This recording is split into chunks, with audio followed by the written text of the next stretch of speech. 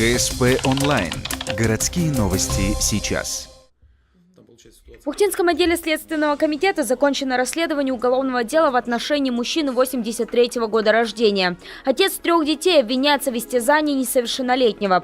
С апреля по ноябрь 2017 года он избивал свою падчерицу, дочь ушедшей из семьи жены. Свое жестокое обращение к 12-летней девочке объяснял ее неподобающим поведением и даже придумал собственную систему наказаний. Ставил штрафы за так называемые косяки. Например, если падчерица не присмотрела за младшими детьми или бегала по квартире. Были и вовсе надуманные поводы. Проступком однажды посчиталось то, что девочка погладила котенка.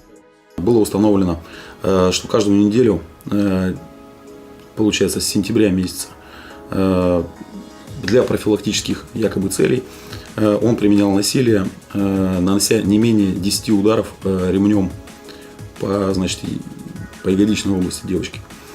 Ранее это происходило несколько реже, но в период с начала учебного года это происходило еженедельно. Если проступков копилось много, нездоровая профилактика могла проводиться и в течение недели. После того, как правда вскрылась, детей у отца семейства изъяли. Как родных, так и падчерицу. Теперь девочка находится в специальном учреждении. А ее истязатель под подпиской о невыезде. Ему грозит до 7 лет реального срока.